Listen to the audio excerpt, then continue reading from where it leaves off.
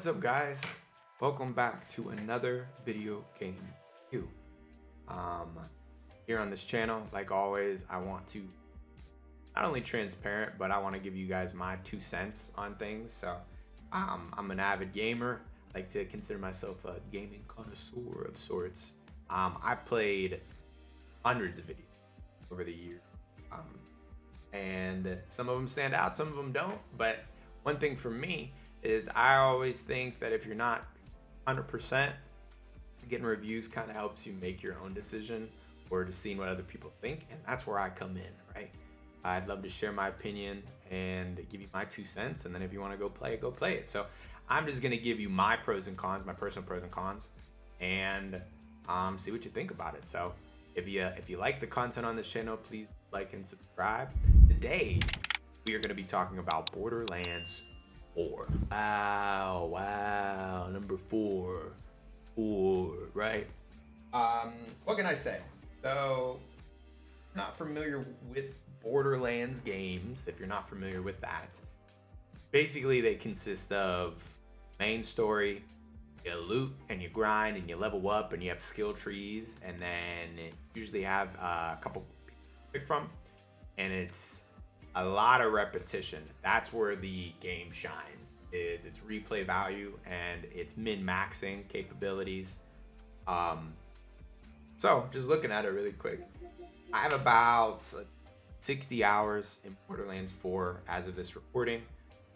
They've done periodic patch updates, as well as they've announced the first DLC character that's going to come out.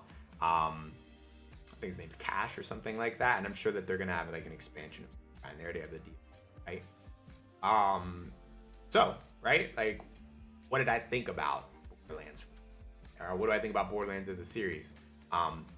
Borderlands 1 for me was really like a groundbreaking game. At that time when it had come out, I don't think anything had really been done like that. I don't think that, I could be wrong. I feel like if I had to guess, Borderlands 4 came out on September 12th, 2025, and the developers are Gearbox, as well as I think it was like 2K had maybe a little their on. Came out in 2009. I'm so good. I was about to say 2009, right? And for me, around 2009, I was a freshman in high school. I was in sports and I was doing a bunch of stuff like that.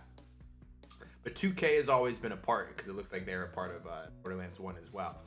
Ain't no rest for the wicked, right? There was a lot of, it was an open world-esque, like you get a vehicle, you can drive around, right? You can play with your friends. In my opinion, the split screen was more popular back in the day, right? Because you have this and crossplay, etc., like that. So being able to sit down with your friends and play a game, you know, oh, you got another controller? Yeah, let's play. You had like RPG elements in the progression aspect. That was super fun, right? They've had, like, I feel like maybe not literally like 10 games in the meantime. They've had 1 and 2. And then they obviously had 3. They had the pre-sequel. They had the Telltale game. I've played all the main games. So I played 1, played 2, played Platinum 3, and now I was like, you know what? I'll pick up 4. Give you a little bit behind the curtain. I didn't pay for Borderlands 4. It's not sponsored either. I traded physical games for it. I was like, I don't think I'm gonna drop money on it. Some games I will, right? Some games it's a no-brainer and I'm gonna pay. But this was one of those games that after platinuming 3, and I just didn't play the DLC or anything like it, I had a little bit of hesitation, right? There was more of like, I love these games and I'm gonna get it, right? But it was also like $80 for this game, $70 for this. I don't know about that. So I traded a bunch of games and I ended up getting it. Like I said, I have about 60 hours come this time, and I have also beaten the main story. I believe I'm level like 46, and I played Vox, okay? Vox was a cool character. I started off with the one chick with the disco ball, but I switched to Vox because her style for me like gonna be more fun, just straight up. Life steal and like all those passives, and that is up my alley, right? That vampire kind of esque, like in a video game where you kill a guy, get health. I love that, right? Less health packs, more gameplay. Sounds like a win. In the first game, however, I was the complete opposite. I was the big guy. I feel like his name.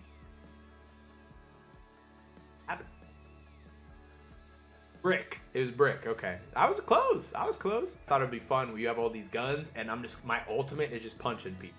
That's hilarious, right? And I was like, all right, cool.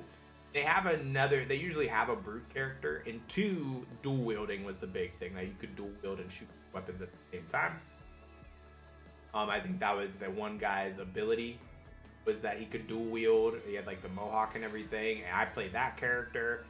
In 3, there was a person who could call in a mech, O's, I believe, and I played her. I platinumed it. It was super, super fun. And then I also played the one other siren, right? The blue one, like a celebrity or something.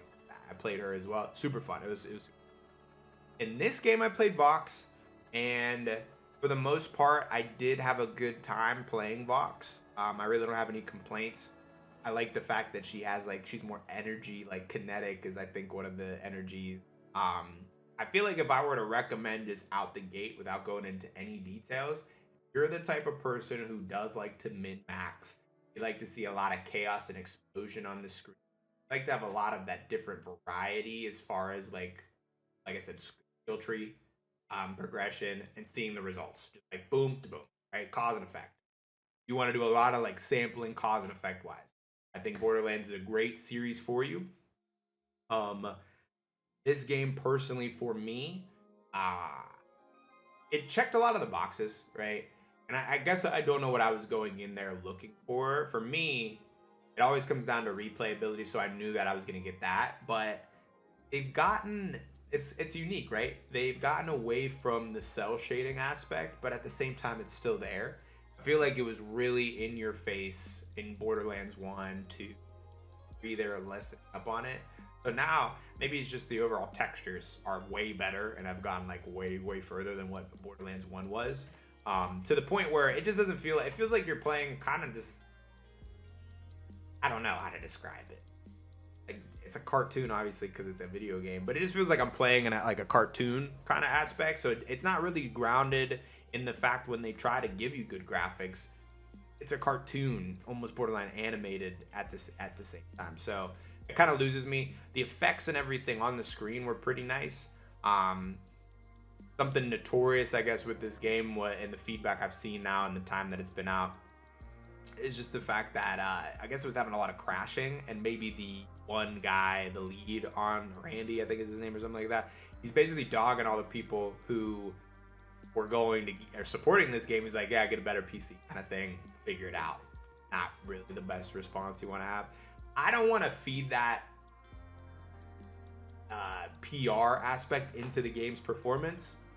However, I will say that something for me that was a precursor to this game's success, or how it was going to be, the fact that in the collector's edition, they were selling for $150 or something like that, and the game didn't come with it. 2025, we're getting a collector's edition.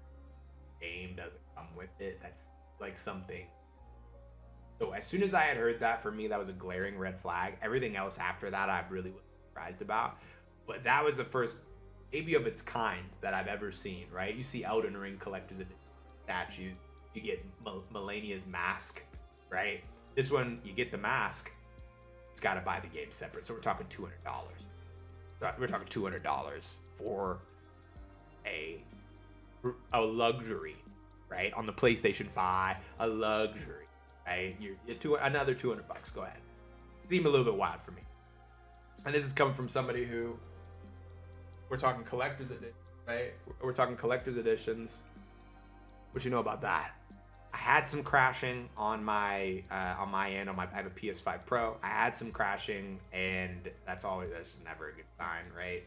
Especially like when I would consider this a AAA title. This is your 4th game. People know word of mouth what Borderlands is. You go Borderlands. Oh, you don't even have to say the number. You're getting the new Borderlands, right? People are on board about it. Same with Call of Duty. Same with Battlefield, right? you're crashing my console, there is an issue, right? And there's time to prepare, especially post patch. Like, you're gonna have the day one launch patch, and I'm still having crashing. So I can name on 3 to 4 different occasions that my game just crashed, and I don't think that they were necessarily like super strenuous areas either. It was just like I was sitting in the middle of something and it just shut off, right? Super weird. Mechanics wise, that's another thing that I have to like coming back to the game. Bunch of loot, bunch of guns. And that's really where Borderlands shines. I think that if you get a couple friends, and so that's one thing I will say on my own. I just kind of was playing this game to see what it was about. Really, I have a bunch of friends who did get the game, but I didn't play with any of my friends. I just kind of soloed this. I was waiting for like a raid or something, right? And that's something that I was kind of talking about it today. The raids are a part of the game now. And so that replay value where like I pair up with my friends who also got their cool loot to tackle an overarching, once the story's gone, I don't like it. And so, you know, unfortunately Hades 2 came out when this game also came out, and you guys, if you haven't already, go check out the Hades 2 review. Can't say enough good things about Hades 2. But for Borderlands 4, right, with the crashing, I'm probably gonna give it a 7. In my opinion, it's not that it's the worst Borderlands, or is Borderlands 4. It's not that it's the worst Borderlands by any means. Because I don't even think that I'd give the first Borderlands like a 10 or a 9 or anything. I'd probably give that an 8.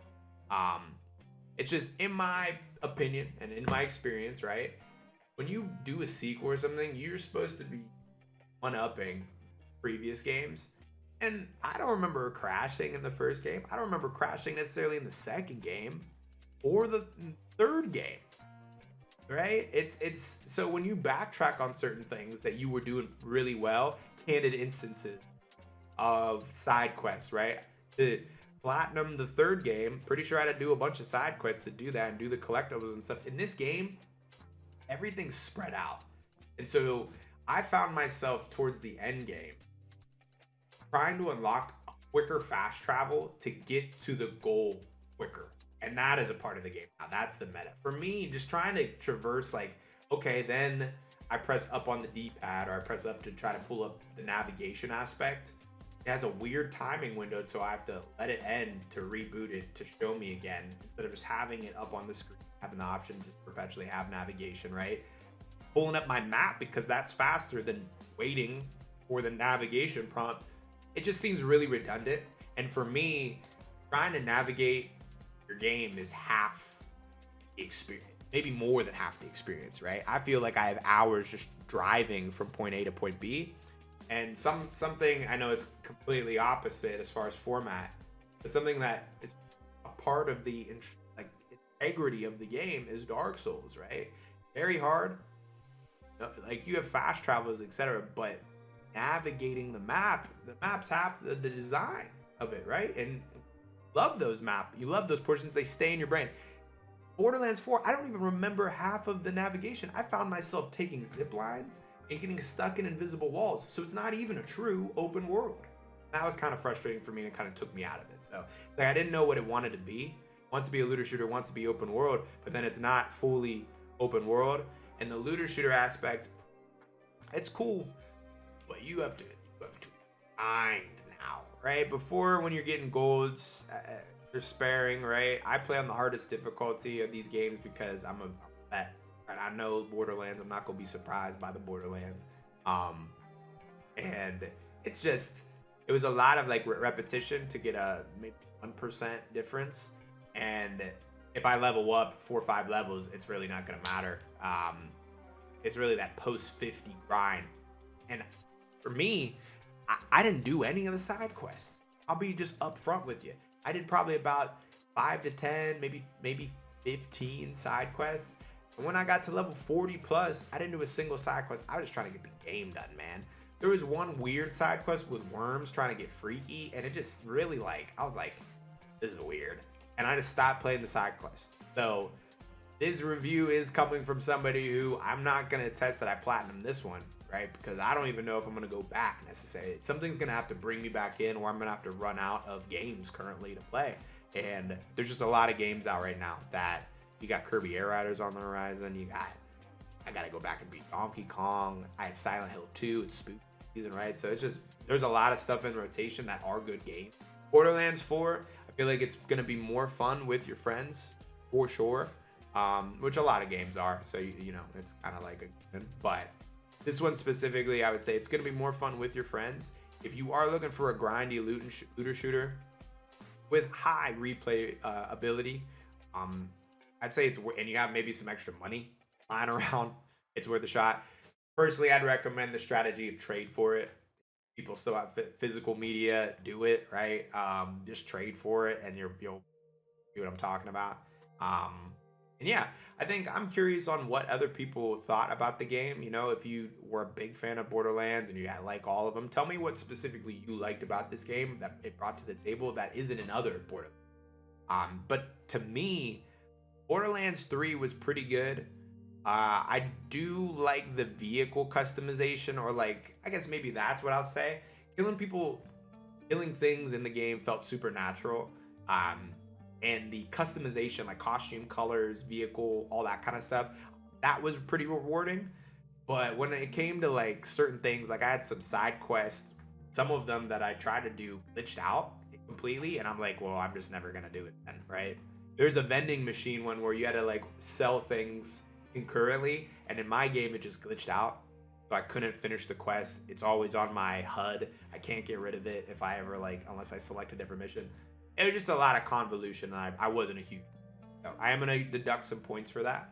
I guess lastly, I'd say there is the melee guy in this in this game as well, right? Just like how it was in the first game. And maybe I am thinking about running a playthrough with that guy with the 2 axes. They did some patchwork with him, and so apparently he's a little bit more fun and enjoyable to play. So I'm looking forward to kind of doing a run back with that. And maybe I will spin the block, so to speak, with my friends with that character. But I had a good time with Vox as well. I'll just say I didn't really explore her other trees as much as the green tree. The green tree was absolutely broken, and it got me through, like, I'm fighting very hard enemies and boss end game enemies with cracked loadout, and it just let me, I think I beat the game at like level 44 or something like that. Absolutely insane. I was busted, bro. There's maybe I can find some footage. Towards the end, I just had unlimited ammo, okay? I had a class mod that gives me unlimited ammo with pistols, and it either glitched out or was still a part of the class mod, or maybe skill tree-esque, that even when it wasn't a pistol, it would just be unlimited ammo. I feel like that's a glitch, so I kind of stuck to the pistol because it was my favorite just clip in general, but for firing rate and that kind of stuff, it was pretty cool. But yeah, all in all, as far as the replay value, the vehicles were decent. I like the gliding mechanic ever so slight and the swimming aspect, but something for me that stood out, super stood out. There's a game called Bullet, okay? And that whole whip mechanic, how you could like pull stuff, I feel like what might bring me back in, if they bring in the skill killing aspect where you can kind of kick people into things and explode them, and you get extra points, or like the point system, etc., like that, how they have it in this one. They're setting up to basically rip the Bulletstorm mechanics. If you guys know what that game is, go check it out. I feel like that wasn't, also, I could be wrong, but a Gearbox game as well, or the same maybe devs kind of were a part of it. And that whip, I remember when you pulled out the whip in that old Bulletstorm game, I was like, this is sick. As soon as I saw it in this game, I was like, something's going on, right? But that was a smart play, right? I just wish, again, the originality of it done before, and I feel like I've been here before in the same thing, right? The grinding, the shooting, the jokes, all that stuff. I'm like, I don't know what they could do to really make it fresh, but that's a good idea, to take the Bulletstorm skill kill aspect, because then you have the grinding, you have the looter shooter aspect of it, skill kills, and then you can make candid event moments to do and coordinate that skill killing. So I feel like that'd be a good idea, but that's just my 2 cents on the whole thing, you know?